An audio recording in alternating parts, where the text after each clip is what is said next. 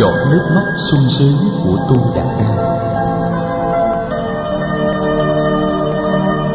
10 hôm sau, Phật phát y, ôm bát và rời thành Dương Xá. Người đi lên miền Bắc, vượt sông Hằng, tới thăm viếng chúng khất sĩ ở tu viện Trùng Cát. Rồi người lại lên đường hướng về thủ đô Xá Vệ. Mùa mưa sắp tới và người cần về tu viện cấp cô độc để kịp thời chuẩn bị cho khóa an cư. Theo người có Đại Đức A Nan Đà, các Đại Đức Xá Lợi Phất, Mục Kiền Liên và khoảng 300 vị khất sĩ khác. Tới Xá Vệ, Phật về thẳng tu viện Kỳ Viên. Các thầy chờ Phật ở đây đông lắm. Năm nay các vị khất sĩ và nữ khất sĩ về an cư rất đông. Tin tức về những cuộc biến động ở kinh đô Ma Kiệt Đà ai cũng đã được nghe. Thấy Phật về nguyên vẹn và khỏe mạnh, mọi người đều tỏ vẻ mừng vui. Ni sư Khema lãnh đạo một đoàn nữ khất sĩ đến viếng thăm Phật. Năm nay bà được đưa lên làm vị lãnh đạo tối cao bên ni giới. Ni sư Bachapati đã viên tịch 10 năm trước. Quốc vương Pasenadi nghe Phật về cũng lập tức đến tu viện thăm người. Vua hỏi thăm Phật về tình hình ở Dương Xá. Phật thuật cho vua nghe nhiều chuyện, trong đó có buổi gặp gỡ giữa người và Thái hậu Di Đề Hy, em ruột của vua. Phật cho vua biết Thái hậu vẫn được bình yên, nhưng chắc là trong lòng còn nhiều sầu khổ. Vua cho Phật biết là vua đã gửi một sứ đoàn qua Dương Xá cách đây hơn 1 tháng và yêu cầu A Xà Thế giải thích tại sao có chuyện giam giữ quốc vương Tần Bà Sa La và 2 vị đại thần. Quốc vương A Xà Thế là cháu của vua. Vua bảo nếu cần thì A Xà Thế phải về Xá Vệ để trình bày mọi sự. Hiện vẫn chưa thấy sứ đoàn trở về. Vua cũng cho biết là để tỏ ý phản kháng hành động của quốc vương xứ Ma Kiệt Đà, vua đã lấy lại thực ấp mà Thượng Hoàng đã tặng nước Ma Kiệt Đà hơn 60 mấy năm về trước, khi em gái vua về làm chánh hậu của vua Tần Bà Sa La. Thực ấp này thuộc địa phận Ba La Nại, xứ Ca Thị.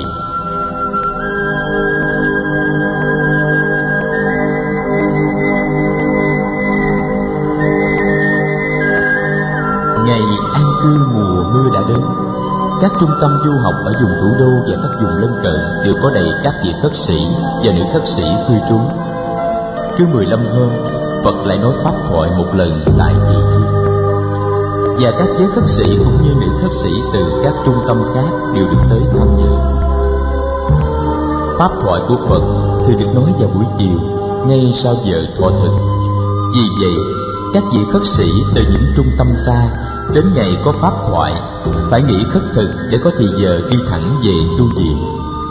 Các vị đại thí chủ ở thủ đô cố gắng sắp đặt để cúng dường thực phẩm cho các vị ngay khi các vị tới tu viện, để các vị có đủ thì giờ thọ thực và nghe pháp.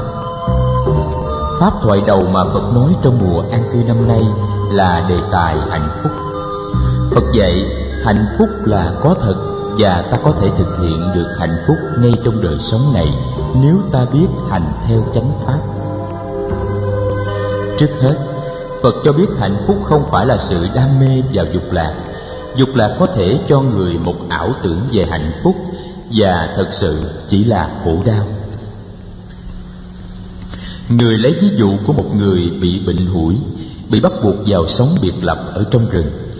Người này luôn luôn cảm thấy ngứa ngáy xốn xang rất khó chịu. Ông ta đào một cái hố, chất cành khô và những gốc cây mục xuống hố và đốt cháy cho đến khi hố đầy than hồng. Rồi ông ta đứng bên cạnh hố, đưa mình mẩy tay chân lên trên hố than để hứng lấy cái nóng của than lửa đang cháy. Trong khi làm như thế, ông ta thấy rất đã ngứa và cảm thấy bớt khổ. Ngày nào không được hơ mình trên hố than rừng này, ông rất lấy làm đau khổ. May mắn cho ông ta, mấy năm sau, bệnh hủi của ông được chữa lành. Ông trở về sống đời sống bình thường trong thôn xóm.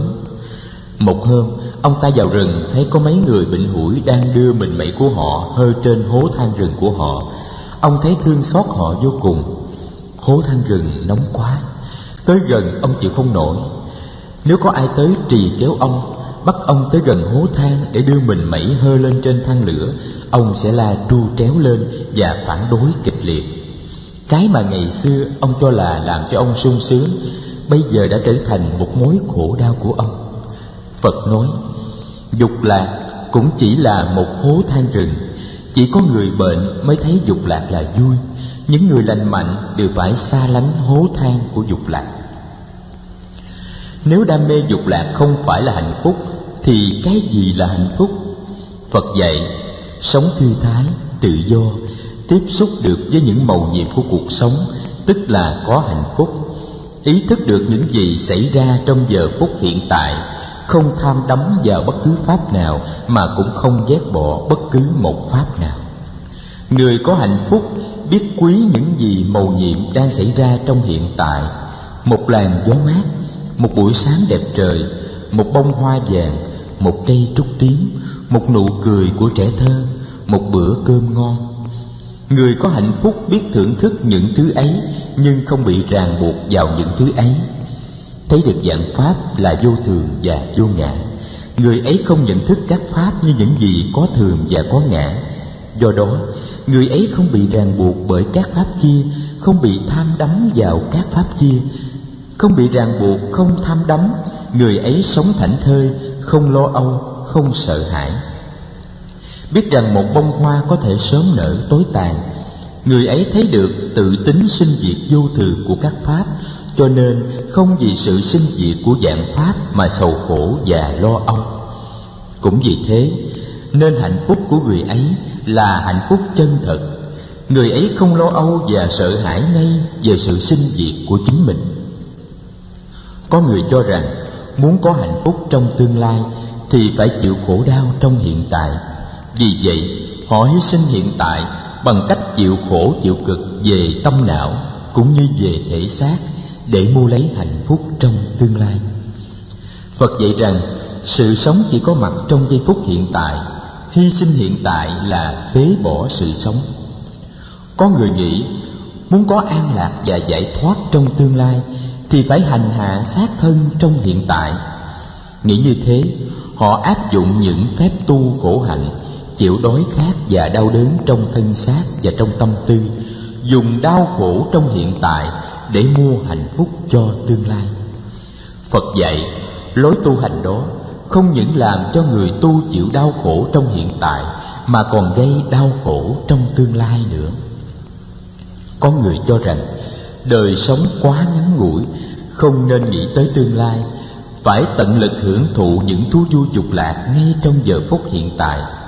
Phật dạy rằng tham đắm vào dục lạc như thế cũng giống như nướng mình trên hố than rừng. Hành động này đem lại khổ đau ngay trong hiện tại và cho cả tương lai. Phương pháp tu học của Phật vượt ra ngoài hai cách sống vừa kể. Phật dạy rằng phép sống khôn ngoan nhất là phép sống đem lại hạnh phúc trong hiện tại, mà cũng sẽ đem lại hạnh phúc trong tương lai. Tu tập theo đạo giải thoát không phải là ép sát khổ hạnh để mong cầu một hạnh phúc tương lai.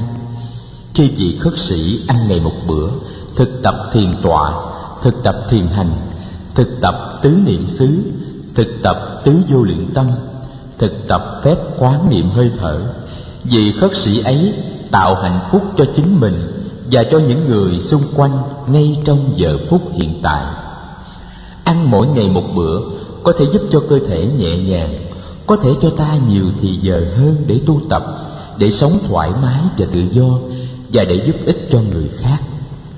Không lập gia đình, không có vợ con không phải là một sự ép sát khổ hạnh, mà cũng là để có thể sống tự do và thoải mái, để có thì giờ tu tập và giúp ích cho kẻ khác.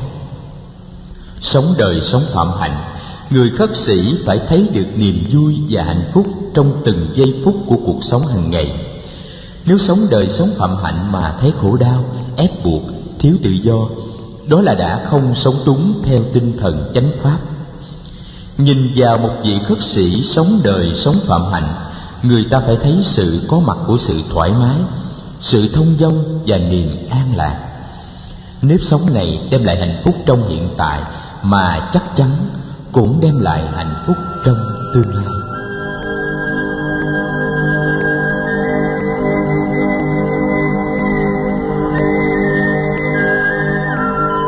Sau buổi pháp thoại, nữ cư sĩ Banala Khana xin đến viếng Phật. Bà là nội trợ của cư sĩ Tu Đạt Đa cấp cô độc, người đã xây dựng tu viện Kỳ Viên để cúng dường giáo đoàn khất sĩ. Nữ cư sĩ báo tin cho Phật biết là cư sĩ Tu Đạt Đa ốm đã hơn 10 hôm nay và rất khổ đau vì không đến dự được buổi pháp thoại này. Bệnh của cư sĩ càng ngày càng tăng chứ không thấy giảm. Cư sĩ rất sợ sẽ không được nhìn thấy mặt Phật trước khi qua đời. Ngày hôm sau, Phật đi thăm cư sĩ Tu Đạt Đa. Cùng đi với người có hai đại đức Xá Lợi Phất và A Nan Đà. Được thấy Phật và hai đại đức, cư sĩ mừng rỡ. Ông ngồi trên một chiếc ghế dựa, nét mặt xanh xao. Phật bảo: Tu Đạt Đa, suốt đời ông đã sống một cuộc sống có ý nghĩa và có hạnh phúc. Ông đã làm vơi nỗi khổ của biết bao nhiêu người.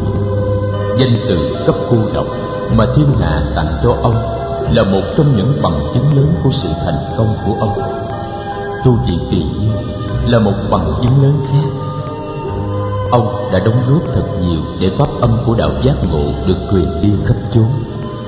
Ông đã sống theo chánh pháp, đã tạo được hạnh phúc cho bản thân, cho gia đình và cho rất nhiều người trong xã hội. Bây giờ ông nên tĩnh dưỡng. Tôi sẽ nhờ đại đức Xá Lợi Phất thỉnh thoảng tới thăm ông và hướng dẫn sự tu học cho ông. Ông không nên cố gắng để tìm lên tu viện, bởi vì di chuyển như thế sẽ làm cho ông mất sức nhiều quá. Cư sĩ Tu Đạt Đa chắp tay tạ ơn Phật. 15 hôm sau, vào giờ pháp thoại, Phật nói về đời sống người tại gia, về hạnh phúc chân thực mà người cư sĩ có thể thực hiện ngay trong đời sống hiện tại. Phật ôn lại những nguyên tắc sống hạnh phúc trong hiện tại, hạnh phúc trong tương lai mà người đã diễn bày trong kỳ pháp thoại trước.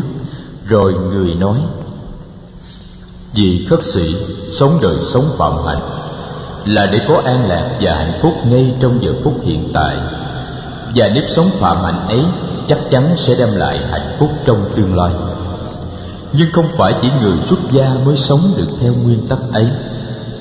Những người cư sĩ sống ở thành thị và trong xóm làng cũng có thể theo nguyên tắc ấy của chánh pháp mà làm cho đời sống càng ngày càng có thêm hạnh phúc. Trước hết là đừng vì ước muốn làm giàu mà chúi đầu vào công việc, bỏ mất cơ hội tạo hạnh phúc cho mình và cho gia đình mình trong giờ phút hiện tại.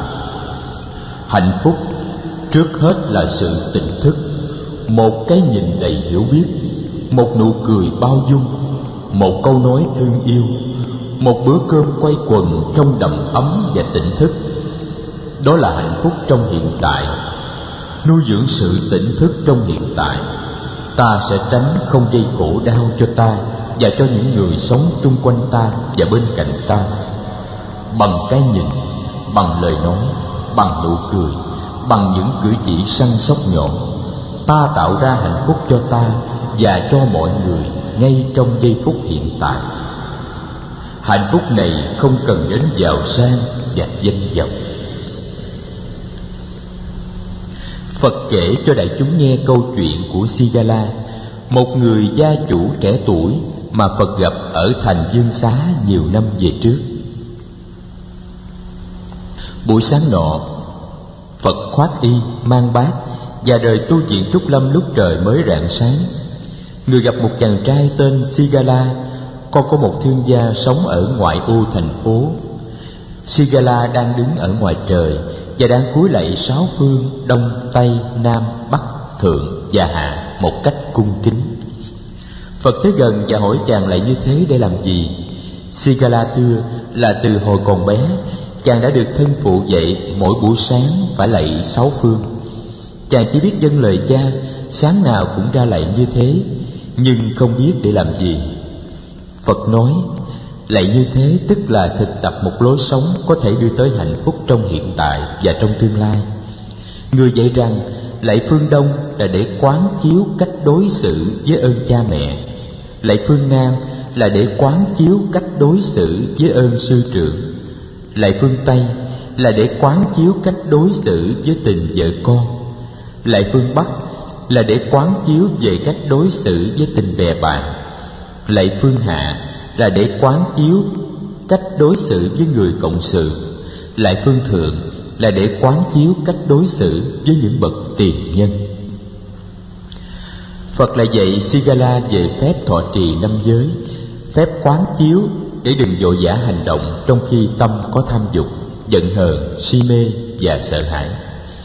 Phật dạy Sigala tránh xa 6 loại hành động có thể đưa đến sự tán gia bại sản: không say sưa, không đi lang thang trong thành phố vào giờ khuya khoắt, không lui tới những chốn cờ bạc, không lui tới những nơi ăn chơi trác tán, không la cà với những bạn xấu và không lười biếng ỷ lại. Phật lại dạy cho Sigala biết phân biệt thế nào là một người bạn tốt. Người nói một người bạn tốt là một người đối xử với mình một cách thủy chung. Khi mình giàu sang hoặc sa sút, hạnh phúc hay khổ đau, thành công hay thất bại, đắc thế hoặc thất thế, thì người bạn ấy vẫn không hề thay đổi. Người bạn ấy biết lắng nghe và chia sẻ những buồn đau của mình, nói cho mình nghe những lo lắng và buồn vui của người ấy. Một người bạn tốt là một người bạn biết vui cái vui của mình và buồn cái buồn của mình.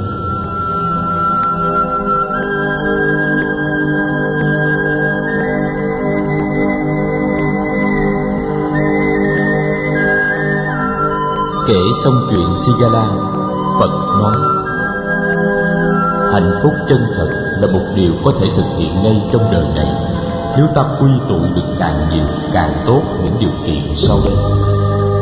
1. Được thân cận với những người hiền đức, có khả năng xa lánh được những kẻ đang đi trên con đường xa đọa.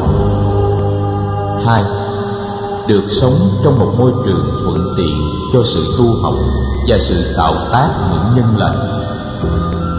3.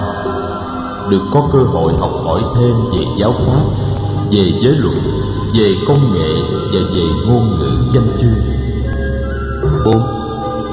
Được phụng dưỡng mẹ cha và có thì giờ để ý săn sóc vợ chồng con cái của mình. 5. Được chia sẻ thì giờ, tài vật và hạnh phúc với kẻ khác. 6. Được có cơ hội dung trồng đạo đức, xa lánh hẳn rượu chè cờ bạc. 7. Được thực tập ung đúc các đức khiêm nhường, biết ơn và tri túc của đạo giác ngộ. 8. Được thân cận với các vị khất sĩ mà học hỏi đạo lý. 9. Được sống một cuộc sống trong sạch theo nguyên tắc 4 sự thật. 10. Được học cách thiền quán để tháo bỏ những phiền não và ưu sầu trong cuộc sống. Tới đây, Phật mở lời khen ngợi những cư sĩ đã và đang sống theo chánh pháp trong cuộc sống hàng ngày, trong gia đình và trong xã hội. Phật đặc biệt nhắc tới cư sĩ Tu Đạt Đa, cấp cô độc. Phật nói Tu Đạt Đa là người đã quy tụ được nhiều điều kiện để làm cho đời sống có ý nghĩa, có hạnh phúc và có lợi ích cho nhiều người. Đạo tâm của Tu Đạt Đa rất lớn và cuộc đời của Tu Đạt Đa đã được hướng dẫn bởi những nguyên tắc của chánh pháp. Phật nhấn mạnh rằng có những người giàu có hơn Tu Đạt Đa nhiều gấp bội, nhưng đứng về phương diện hạnh phúc thì không thể nào so sánh được với Tu Đạt Đa. Hôm ấy, nội trợ của cư sĩ Tu Đạt Đa là Kunala Khana cũng có mặt trong buổi pháp thoại. Nghe Phật nói, bà cảm động đến rơi nước mắt. Bà đứng dậy và tác bạch: Thế Tôn, cuộc sống của người cư sĩ có nhiều khi thật bận rộn, nhất là khi mình được thừa hưởng một gia sản lớn. Con thấy khi mình có một cơ nghiệp bình thường, sự tu đạo sẽ dễ dàng hơn. Nhiều khi nhìn những vị khất sĩ không nhà, không cửa, không vợ, không con, cầm một chiếc bình bát đi thông dong trên nẻo đường khất thực, chúng con thấy thèm muốn sự thảnh thơi ấy một cách lạ kỳ.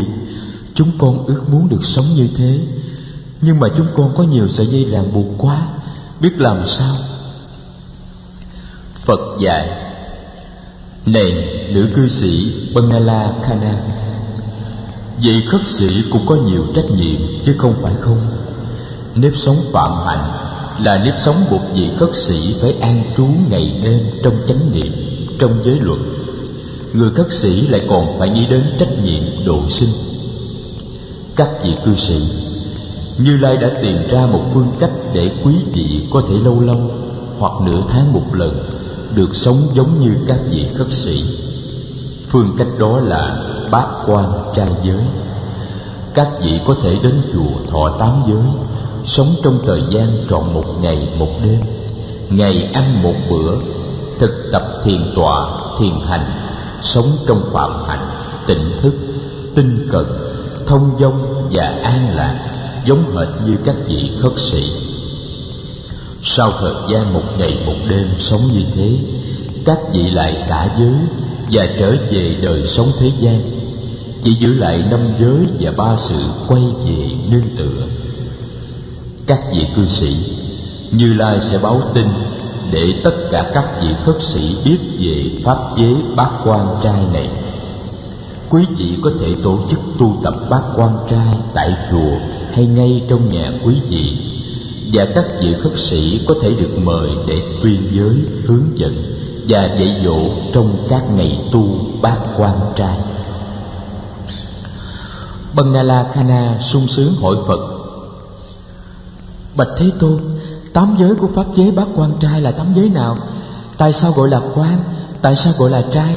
Xin Thế Tôn khai thị cho chúng đệ tử biết. 8 giới là: không sát hại sinh mạng, không trộm cướp, không dâm dục, không vọng ngữ, không uống rượu, không trang sức, không nằm và ngồi trên giường chiếu sang trọng, và không sử dụng tiền bạc.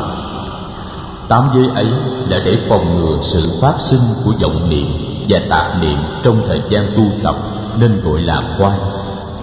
Quan có nghĩa là phòng ngừa, còn trai có nghĩa là chỉ ăn 1 bữa trước giờ ngọ để có thì giờ tu tập. Được Phật thiết chế phép bát quan trai giới, giới cư sĩ hôm ấy rất lấy làm sung sướng.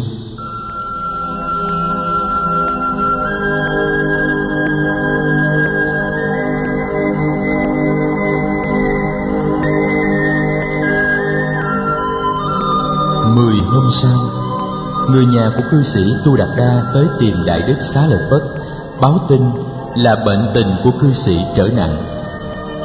Đại Đức rủ Đại Đức A Nan Đà cùng đi. Cư sĩ Tu Đạt Đa nằm trên giường bệnh để tiếp 2 vị Đại Đức. Người nhà nhắc ghế để 2 vị Đại Đức ngồi gần bên giường. Biết cư sĩ không sống được bao nhiêu ngày nữa, Đại Đức Xá Lợi Phất khai thị: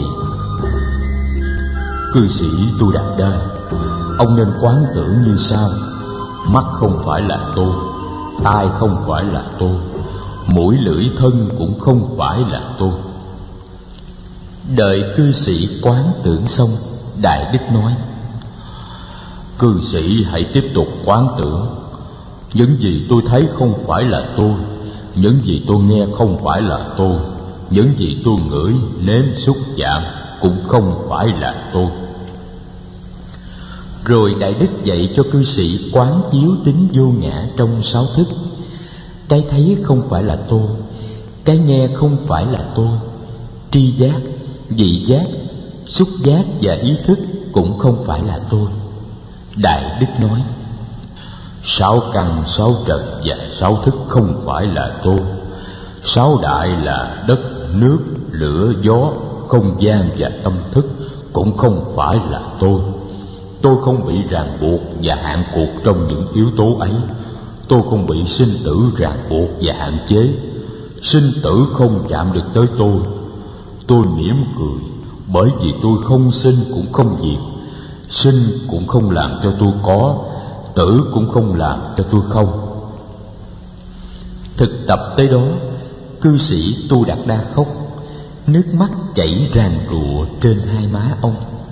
Đại Đức A Nan Đà hỏi: Sao cư sĩ có tiếc nuối không? Cư sĩ quán chiếu không thành công hả? Thưa Đại Đức A Nan Đà, con không tiếc nuối. Con quán chiếu rất thành công. Con khóc là vì con cảm động quá. con được phụng sự Phật và gần gũi các vị khất sĩ đã hơn 30 năm nay. Vậy mà chưa bao giờ con được nếm giáo lý thậm thâm vi diệu như hôm nay. Cư sĩ Tu Đạt Đa, giáo lý này các vị khất sĩ và nữ khất sĩ được nghe Đức Thế Tôn giảng dạy luôn. Thưa Đại Đức A Nan Đà, đệ tử cư sĩ chúng con người cũng có thể nghe hiểu và hành được giáo lý thậm thâm này. Xin Đại Đức A Nan Đà bạch Đức Phật để người cho phép giới cư sĩ chúng con được nghe, hiểu và thực hành giáo lý thậm thâm đó. Cư sĩ Tu Đạt Đa từ trần ngay buổi chiều hôm ấy. Các đại đức Xá Lợi Phất và A Nan Đà đã ở lại hộ niệm rất lâu cho cư sĩ. Gia đình của cư sĩ cấp cô độc là một gia đình cư sĩ kiểu mẫu. Tất cả mọi người trong gia đình, từ cha mẹ đến con cái, người nào cũng có đức tin vững chãi nơi Phật, người nào cũng siêng năng học hỏi giáo lý và đem áp dụng vào cuộc đời. Trước đây mấy hôm, cư sĩ được biết tin rằng con gái út của mình là Sumagadda lấy chồng ở xứ Anga đã hóa độ được rất nhiều dân chúng trong vùng theo Phật. Chồng của cô trước đó là một vị quan tổng trấn ở xứ Anga, tín đồ của phái du sĩ Lõa Hình. Lần đầu được chồng ép đi thăm các vị du sĩ này, cô đã khéo léo từ chối. Với sự hiểu biết vững vàng về đạo Phật, cô đã từ từ cảm hóa được quan tổng trấn và mang được giáo lý của Phật vào đời sống của dân chúng trong vùng.